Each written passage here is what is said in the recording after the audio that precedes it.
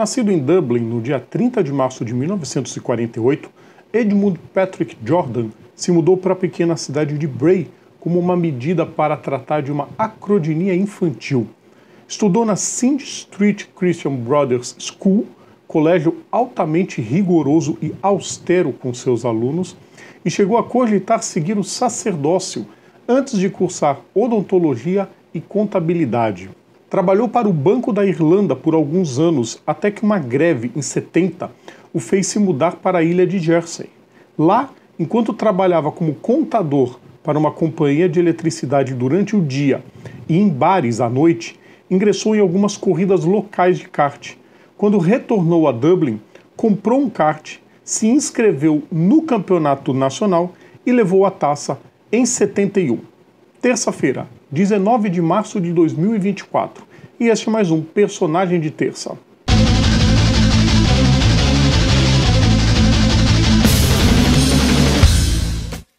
Salve a todos os nossos ouvintes, salve a todos os nossos seguidores, sejam todas e todos bem-vindos mais uma vez. Eu sou o Rodrigo Vilela e está começando mais um Personagem de Terça. Hoje é dia da gente relembrar mais um grande nome da história. Antes de começar, o pedido que eu faço todas as vezes para vocês, deixem o like nos nossos vídeos, compartilhem nosso conteúdo, inscrevam-se no nosso canal e ativem as notificações para ajudar a gente.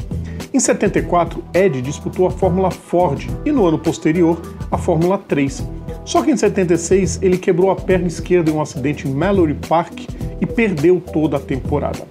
Recuperado, transferiu-se para a Fórmula Atlantic irlandesa em 77 e na temporada seguinte levou o caneco. Aí em 79 ele e Stefan Johansson ingressaram juntos na Fórmula 3 britânica com o apoio da Marlboro e sob a inscrição Team Ireland. Ainda em 79 participou de algumas provas de Fórmula 2 e fez testes com a McLaren.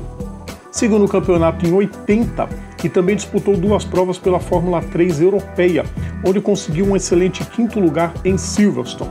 No ano seguinte, se mudou para o Mundial de Protótipos com a Porsche. Disputou 3 corridas e subiu ao pódio nas 6 horas de Silverstone, além de um quinto lugar nos 1000 km de Monza. Também correu as 24 horas de Le Mans, mas a bordo da BMW da equipe Enka. Em 82, só correu nos 1000 km de Brands Hatch. Àquela altura, ele já era dono de equipe, pois tinha fundado o seu primeiro time, a Ed Jordan Racing, ao final de 79, mesmo dispondo de pouco dinheiro. Em 82, após participação em várias corridas pela Grã-Bretanha, foi para a Fórmula 3 europeia, tendo James Weaver como seu piloto. Uma quarta colocação ao final do ano era como um divisor de águas. Para 83, além de manter o Weaver no time, ele também deu as caras na Fórmula 3 britânica, com Martin Brundle ao volante, faturando um vice-campeonato até hoje bastante discutido devido às disputas ferrenhas e, por vezes, além do recomendável, contra Ayrton Senna. A Ed nunca mais parou de crescer. Em 85, seu time era um dos participantes da recém-criada Fórmula 3000 e as conquistas não tardaram. Em 87, na Fórmula 3 britânica, Johnny Herbert enfiou 5 vitórias e conquistou a taça. Em 88, Herbert subiu para a Fórmula 3000 no time de Jordan e logo na primeira corrida em Jerez de la Frontera deu a Ed a sua primeira vitória no certame. Martin Donnelly, o outro piloto, venceu outras 2 em Brands Hatch e Dijon e mesmo disputando somente 5 corridas, fechou a temporada em terceiro, atrás apenas de Roberto Moreno e Olivier Gruillat. Em 89, Jordan contratou Jean Alesi, que substituiu Herbert, que se mandou para a Fórmula 1. A mudança deu muito resultado. Além do triunfo de Donnelly em Enna-Pergusa, Alesi venceu em Pau, Birmingham e Spa-Francorchamps e mesmo não correndo em Dijon, levou a taça empatado em pontos com Henrique Comas, porém com uma vitória a mais. Em 90, o regulamento permitiu um carro a mais por equipe, e enquanto o carro 1 ficou com Emanuele Naspet, além de 2 provas com Vincenzo Sospiri, Jordan contou com Ed Irvine e Hans-Harald Frentzen. Irvine venceu em Hockenheim e terminou em terceiro. Em 91, o time fez sua última temporada na Fórmula 3000, com Damon Hill e Vincenzo Sospiri. Mesmo com 2 pódios, um para cada, em Hockenheim e no Garros, Ed não estava tão preocupado assim. Desde meados de 90, a cabeça do dirigente já estava na Fórmula 1. E assim nascia a Jordan Grand Prix, com Gary Anderson como projetista-chefe. Anderson já estava no time desde 89, egresso da Reynard. A ideia de Jordan, ainda em 90, era ter Donnelly e Irvine como pilotos. Só que o primeiro já estava na Lotus e depois do assustador acidente em Jerez de la Frontera, nunca mais voltou a correr, mesmo se recuperando milagrosamente. Já Irvine preferiu ir para a Fórmula 3000 japonesa, onde ficou de 91 a 93. Então Ed optou por dois experientes para a estreia em 91. Andrea De Cesaris e Bertrand Gachot guiaram o inesquecível carro verde-azul com patrocínio da 7-Up. De Cesaris não passou da pré-classificação em Phoenix, mas foi o único revés do ano. Facilmente, a Jordan superou as classificações e de Interlagos em diante, seus dois carros estiveram em todas. Quarto e quinto no Canadá, quarto no México, sexto na França, sexto na Grã-Bretanha, quinto e sexto na Alemanha, parecia tudo lindo. Aí Gachot se envolveu em uma briga de trânsito com um taxista em Londres, meteu spray de pimenta na cara do inglês e, como isso era proibido por lei, acabou preso. Em Spa-Francorchamps, o carro 32 apareceu com um tal de Michael Schumacher. Com apoio da Mercedes, o alemão fez sua estreia sendo um tremendo desconhecido para a grande maioria e para o próprio Ed, que contou depois ter sido enganado por Willy Weber, empresário do piloto, que afirmou conhecer muito bem a pista e é claro que não. Mas foi ele colocar o carro na 7ª colocação do grid que, mesmo que sua corrida não tivesse chegado na Eau Rouge, muitos perceberam se tratar de alguém acima da média. Em Monza, o carro já estava com Roberto Moreno, defenestrado covardemente por Flávio Briatore, que pinçou Schumacher para Benetton. O carro ainda foi parar nas mãos de Alessandro Zanardi nas 3 últimas provas. A 5ª colocação no campeonato de construtores no ano de estreia parecia bom demais. E era. Para 92, Jordan contratou Stefano Modena e Maurício Gugelmin, além de um belo acordo com a Sasol, petrolífera sul-africana. Só que com um limitadíssimo motor Yamaha, somente Modena conseguiu pontuar um mísero 6º lugar em Adelaide. O italiano ainda ficou 4 corridas sem se classificar para o grid, um ano para esquecer. Tudo mudou em 93. O novo motor, Hart, mesmo fraco, era um pouco mais confiável e econômico. Rubens Barrichello e Ivan Capelli foram os pilotos, mas o italiano que brilhou na Leyton House e decepcionou muito na Ferrari só durou 2 provas. Após nem garantir lugar no grid de Interlagos, Ed colocou Thierry Boutsen em seu lugar. Em Donington, uma pane seca tirou de Rubens a vaga no pódio após uma prova magistral. Boutsen ficou até Spa-Francorchamps quando anunciou a aposentadoria. Marco Apicella correu em Monza, depois 2 velhos conhecidos dos tempos de Fórmula 3000 pegaram o carro. Naspetti em Estoril e Irvine em Suzuka e Adelaide. No Japão, os primeiros pontos da equipe no ano, com Barrichello em 5º e Irvine em 6º, quando levou uns supapos de Senna após a prova. A ideia era crescer mais um pouquinho em 94, só que foi bem melhor que o esperado. Irvine fez trapalhada no Brasil e pegou 3 corridas de suspensão. Numa dessas, em Mônaco, Andrea De Cesaris, um de seus substitutos, conseguiu uma 4ª colocação. Já Barrichello foi muito bem. 4º em Interlagos e 3º em Okayama, o primeiro pódio do time que precederam o gravíssimo acidente da sexta-feira do fim de semana macabro em Imola. Irvine foi 6º em Barcelona, depois Barrichello conseguiu um 4º em Silverstone e aí veio a primeira pole position em Spa-Francorchamps com Barrichello. Na prova ele vinha em 5º até o motor não resistir, mas em sequência 2 quartos lugares em Monza e em Estoril. Irvine emendou um 4º em Jerez e um 5º em Suzuka, e Rubens voltou a ser 4º em Adelaide.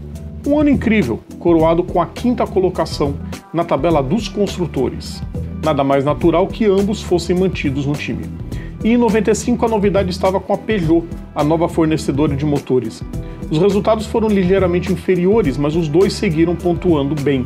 Barrichello foi 4º em Nürburgring e Irvine repetiu a colocação em Suzuka, mas não foi a melhor classificação deles no ano.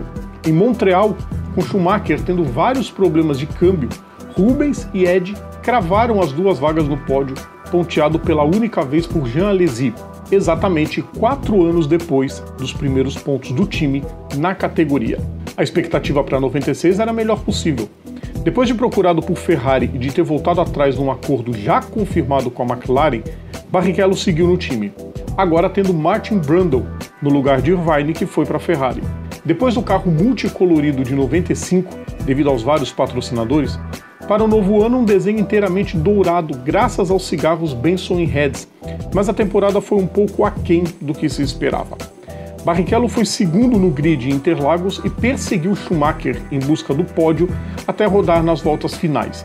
E depois vieram 7 provas nos pontos, com 2 quartos lugares em Buenos Aires e em Silverstone. Brundle, que teve seu carro quebrado ao meio após capotar na estreia da pista de Melbourne na categoria, foi aos pontos em 5 oportunidades, sendo o melhor deles o 4º lugar na Itália. Aí Brundle se aposentou da categoria e Barrichello foi para Stewart. E Ed apostou em 2 novatos para a temporada de 97. Giancarlo Fisichella, campeão italiano de Fórmula 3 em 94, e Ralf Schumacher, campeão da Fórmula 3000 japonesa um ano antes.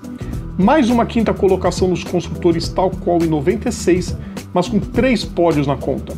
Ralf foi terceiro na Argentina, e Fisichella foi terceiro no Canadá e segundo na Bélgica. Não se imaginava muito o que a equipe poderia apresentar para 98, mas uma mudança elevou a perspectiva, a troca de motores. A Peugeot virou parceira da Prost e, em troca, vieram os motores Mugen Honda.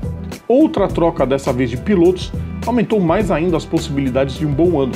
Fisichella foi para a Benetton e Damon Hill, campeão em 96, ingressou no time. O ano estava sendo um martírio. Nas 8 primeiras etapas, 0 pontos e um desempenho por vezes terrível.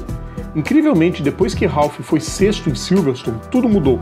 E aí veio a primeira vitória do time em Spa-Francorchamps, na corrida maluca, com Big One na largada, a briga entre Michael Schumacher e David Coulthard e dobradinha dos carros amarelos. Hill, o vencedor, discutiu com Ed porque Ralf queria disputa. O britânico argumentou que os 2 primeiros lugares poderiam virar pó. Mas a atitude foi cruel para Ralf decidir, com a ajuda de seu irmão, se mandar para a Williams assim que Jacques Villeneuve anunciou que integraria o projeto da BAR em 99. Jordan puxou Frentzen, que também saiu da Williams para dar lugar a Zanardi. A equipe começou a temporada em alta e a expectativa após um 98 vitorioso era de que o time deixasse de ser mais conhecido, mais pelas muitas modelos e pelas festas que promovia no paddock com direito a shows de rock. O próprio Ed, inclusive, tocava a bateria na sua própria banda, a V10, que depois virou Ed and the Robbers. Enfim, voltando a 99, a empolgação era tanta que Hill chegou a declarar na pré-temporada que lutaria pelo título. Infelizmente, o britânico passou longe disso. Pior, suas performances em alguns momentos beiravam um constrangimento. Só um 4º lugar em Imola até a metade do ano, ao passo que Frentzen já tinha um 2º na Austrália, um 3º no Brasil, um 4º em Mônaco e uma vitória na França, na mesma chuvosa prova, onde Damon nem conseguiu vaga no grid por causa da regra dos 107% e só largou porque a FIA foi benéfica com todos. Hill foi para Silverstone com o discurso de que aquela seria sua última prova. Um 5º lugar e a festa efusiva do torcedor o fez decidir seguir até o fim do ano, mas ele continuou vendo Frentzen passear, com direito a mais uma vitória em Monza. Ao final do ano, Ed comemorou a 3ª posição na tabela, vendo Hans Harald brigar pela taça até a penúltima corrida. Como se não bastasse estar por cima, em 2000 a Honda decidiu que aumentaria seus investimentos no time. Para o lugar de Hill, Ed colocou Jarno Trulli, que vinha se destacando nos últimos anos na Prost. Mas o ano não foi tão bom, ou pelo menos longe do que o chefão queria. Só a 6ª colocação na tabela de equipes, 2 terceiros lugares de Frentzen, em Interlagos e Indianápolis foram tudo o que eles conseguiram. A motivação seguiu para 2001. A dupla de pilotos foi mantida, mas o clima nos bastidores já não era tão bom. O relacionamento entre Frentzen e os mecânicos ficava insuportável e Ed começou a forçar uma saída do alemão. O desempenho em pista já não era aquelas coisas, e aí Frentzen, que tinha uma cláusula que dava a ele o poder de escolher sair ou ficar, e tinha decidido continuar no time, acabou demitido por razões até hoje não muito bem explicadas após o GP da Grã-Bretanha. Ricardo Zonta, que já tinha corrido no Canadá quando Frentzen se lesionou, teve sua chance em Hockenheim, mas foi péssimo. Aí quem veio foi Jean Alesi, que fazia sua temporada de despedida. No total, míseros 19 pontos, ocupando a 5ª colocação na tabela porque as 4 primeiras dominaram o ano. Em 2002, além de ter os motores Honda, os mesmos que a BAR usava e não mais da Mugen, um novo patrocinador, a DHL, chegou ao time. Aliás, foi graças a uma jogada de marketing e uma necessidade financeira que Ed convenceu a empresa a adotar o amarelo como sua nova cor, junto ao vermelho ao invés do branco. Bom, deu tão certo que a empresa de logística mantém o amarelo e Ed ganha até hoje royalties pela ideia. E uma nova dupla de pilotos também, já que Trulli foi para a Renault. Giancarlo Fisichella retornou ao time e teria Takuma Sato, campeão da Fórmula 3 britânica em 2001, como colega de equipe. Os tempos eram outros e a Jordan começava a ver seu declínio dentro da categoria, com vários abandonos. Mesmo assim, Fisichella emendou 3/4 lugares em sequência, na Áustria, Mônaco e Canadá, e Sato pontuou no Japão para a festa da torcida. Ainda assim, a 6ª colocação na tabela, apenas uma abaixo de 2001. Mas Ed sabia que seu time vivia tempos de vacas magras. A Honda saiu para focar apenas na BAR e levou Sato junto para ser piloto de testes. Restou um acordo bem caro com a Ford e Ralf Firma assumiu um dos cockpits, que quase foi de Felipe Massa. Na pista, a Jordan encerrou o ano com uma desoladora 9ª colocação com apenas 13 pontos, à frente apenas da Minardi. Mas 10 deles vieram da última vitória do time no amalucado GP do Brasil, com chuva, pane seca de Barrichello, corrida encerrada antes do fim por causa da batida de Mark Webber e Fernando Alonso na curva do café, e erro na cronometragem, que deu a vitória a Kimi Raikkonen, erro esse consertado só na véspera do GP de San Marino. Foi também a 176ª e última vitória da Ford na Fórmula 1. Àquela altura, a situação financeira do time já estava ruim e naufragou de vez quando, em junho, Jordan processou a Vodafone em 150 milhões de libras, alegando que um acordo verbal para patrocinar a equipe havia sido desrespeitado, com a companhia telefônica indo para a Ferrari. Só que Ed desistiu da ação 2 meses depois e teve que pagar os custos do processo das duas partes. O ano de 2004 começou tão cheio de dúvidas e dívidas que os 2 cockpits ficaram vazios até próximo da pré-temporada. Nick Heidfeld e Giorgio Pantano foram escolhidos. O alemão, campeão da Fórmula 3 em 1999, passou por Prost e Sauber sem brilhar.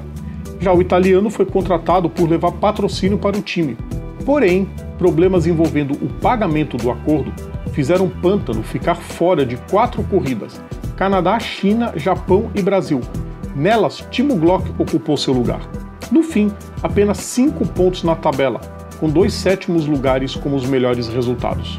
A equipe estava na UTI, era uma constatação, e o ano de 2005 teve de novo uma nova dupla. Thiago Monteiro e Narain Karthikeyan foram os contratados naquela que foi a última temporada do time. Usando os motores Toyota de última hora, depois da recusa da Ford, a equipe acabou com 12 pontos na tabela. Mas a única performance normal foi o 8º lugar de Monteiro na Bélgica. Os outros pontos vieram da famosa corrida de 6 carros em Indianápolis, fruto dos problemas com os pneus Michelin, que fizeram 7 equipes abandonarem após a volta de apresentação. Monteiro foi o 3º, Karthikeyan o 4º, e no pódio, o português nem quis saber de nada e festejou como uma criança. Era o canto de cisne de uma das mais carismáticas equipes que já passaram pelo esporte a motor. Durante aquele ano, o time já havia sido vendido a Alex Schneider, um russo radicado no Canadá que era dono da Midland, um grupo de investimentos e comércio exterior. A promessa de manter o nome inalterado não foi cumprida, e ao final do GP da China, a Jordan saiu de cena para dar lugar à Midland, que virou Spyker em 2007, Force India em 2008, Racing Point em 2018 e Aston Martin em 2021. Mas Ed seguiu ligado à Fórmula 1.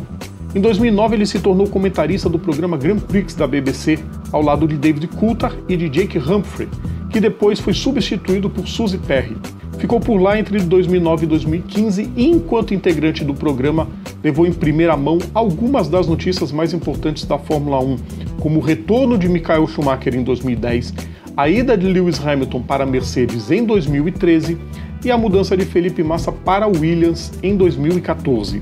Ed Jordan também já escreveu colunas para F1 Racing, teve o seu seriado chamado Ed Jordan's Bad Boy Racers, foi um dos integrantes do Top Gear em 2016, se tornou comentarista do Channel 4 e em 2023 lançou seu próprio podcast chamado Formula 4 Success, junto a David Coulthard, e a cada semana uma celebridade de áreas distintas.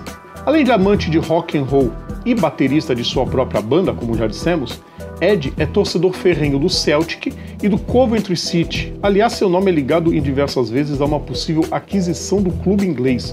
Envolvido em vários negócios em vários setores, como petróleo, imóveis, entretenimento, saúde e, claro, esportes, seu nome já esteve ligado também à compra de empresas de apostas, como a OpenBet e a Playtech. Já teve sua própria marca de vodka e de bebidas energéticas e é um dos maiores apoiadores financeiros tanto da Click Sargent, instituição de caridade contra o câncer infantil, quanto da Amber Foundation, uma instituição para jovens.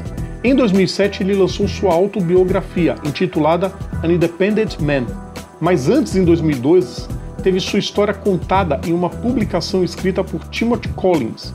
Premiado com várias honrarias, especialmente acadêmicas, Ed Jordan também é membro do BRDC, o Automóvel Clube Britânico, e em 2012 recebeu a Ordem do Império Britânico em reconhecimento por todas as ações sociais e por tudo o que fez pelo automobilismo. Não tinha como desassociar o Ed Jordan da equipe Jordan. Até por isso o vídeo ficou um pouquinho maior do que o normal, mas tem equipe que marca, né, pessoal? Uma das equipes mais festeiras, uma das equipes mais carismáticas, uma das equipes sempre com o astral lá em cima, seja enchendo o box de modelos, enchendo o box com músicas, com shows de rock que varava as noites nos paddocks, e principalmente pelo desempenho em pista, que sim foi muito bom. Fora todos os nomes que ele revelou para a Fórmula 1, muitos dos futuros grandes vencedores que a categoria já teve passaram pela Jordan em algum momento. É a equipe que vai ficar para sempre na história dos fãs do esporte a motor. Certeza que vocês gostaram de relembrar um pouquinho da carreira do Ed Jordan, um multi-homem, né, que faz de tudo um pouco, está envolvido num monte de coisas e que dentro do esporte a motor vai ser lembrado para sempre. Na semana que vem é a vez da gente relembrar um grande momento das pistas, né? O nosso TBT, a lembrança de quinta. Então o personagem de terça volta daqui a 2 semanas. Lembrando sempre, todo o nosso conteúdo está no YouTube, está nas plataformas digitais ou então assinando o nosso feed is.gd/programa Papo Veloz. Sigam também nossas redes sociais, só procurar a gente por PGM Papo Veloz. Na sexta-feira tem aquecimento, a gente espera vocês a partir das 9 da noite. Então, um grande abraço a todos e até lá. Tchau!